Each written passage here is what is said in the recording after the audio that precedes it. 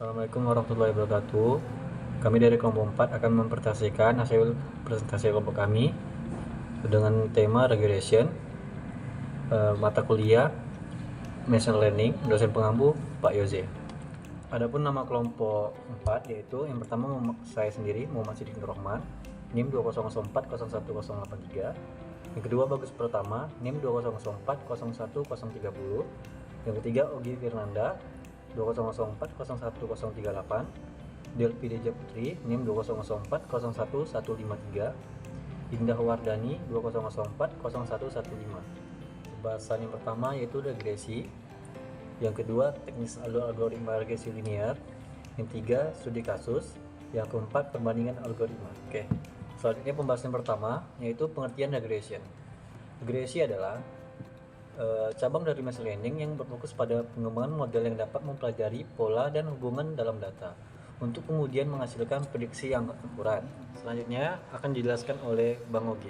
Pada Bang Ogi saya persilakan. Oke, terima kasih Bang Hide. Jadi saya akan menjelaskan pengertian algoritma linear regression. Jadi algoritma linear regression adalah salah satu algoritma yang digunakan dalam machine learning untuk memodelkan hubungan linear antara variabel dependen atau target dan satu atau lebih variabel independen atau fitur. Tujuan utama dari algoritma ini adalah untuk mempelajari parameter-parameter yang optimal yang minimal kesalahan prediksi.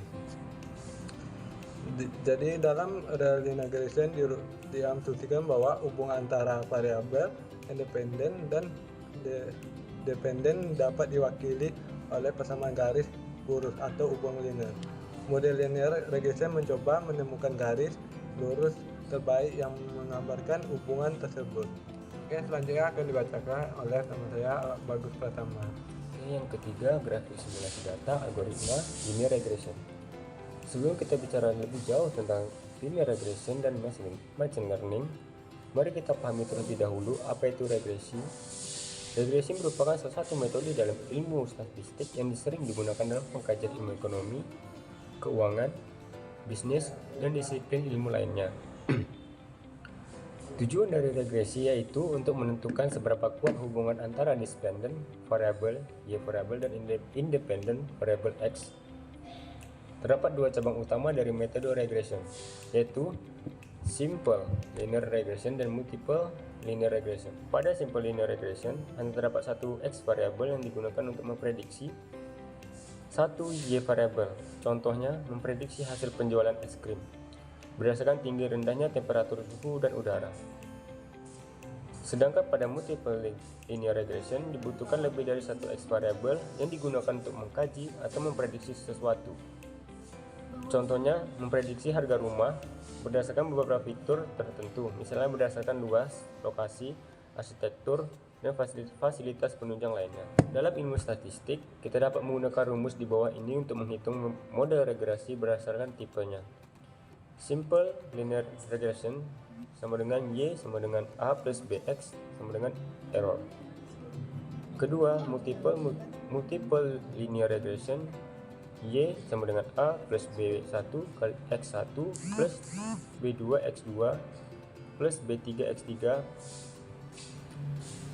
Keterangan, Y sama dengan variabel yang ingin diprediksi atau dependent variable, X sama dengan variabel yang digunakan untuk memprediksi Y independent variable. A intercept, yaitu nilai rata-rata pada variabel Y apabila nilai pada variabel X bernilai 0. B atau slope, yaitu nilai seberapa besar kontribusi yang diberikan oleh variabel X terhadap variabel Y. Error, yaitu selisih antara nilai duga atau predictive value dinotasikan sebagai dengan nilai pengamat sebenarnya atau Y. Intinya, error adalah semua hal yang mungkin mempengaruhi variabel Y tapi tidak diminati oleh peneliti. Selanjutnya adalah studi kasus algoritma linear regression. Perhatikan data biaya iklan yang digunakan X dan hubungannya dengan tingkat penjualan atau Y diberikan dalam dataset berikut. Penyelesaian 1.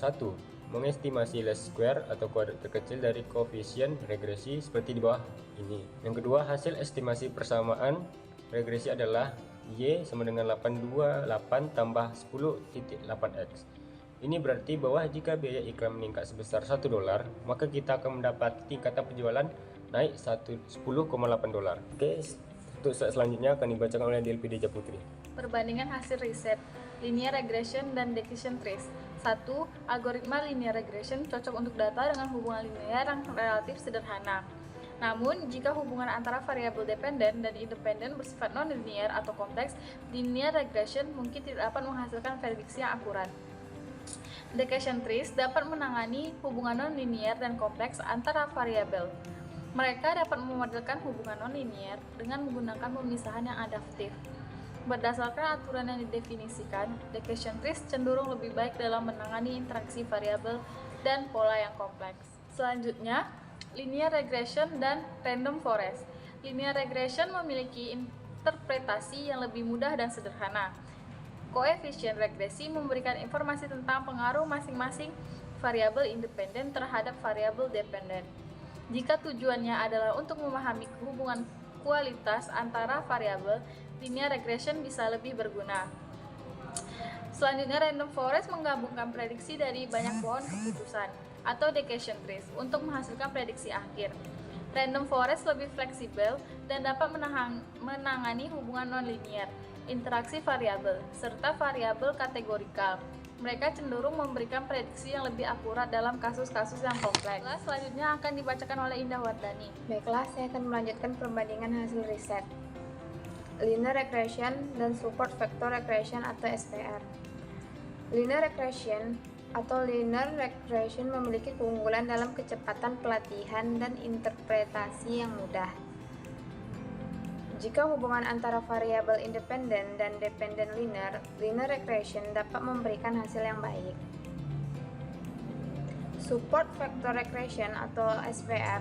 SVR adalah versi regresi support vector machine SVM atau SVR mampu menangani hubungan non-linear melalui penggunaan fungsi kernel yang mengubah ruang vektor.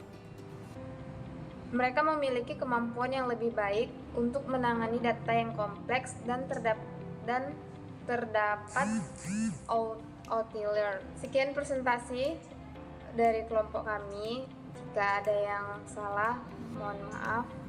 Wassalamualaikum warahmatullahi wabarakatuh.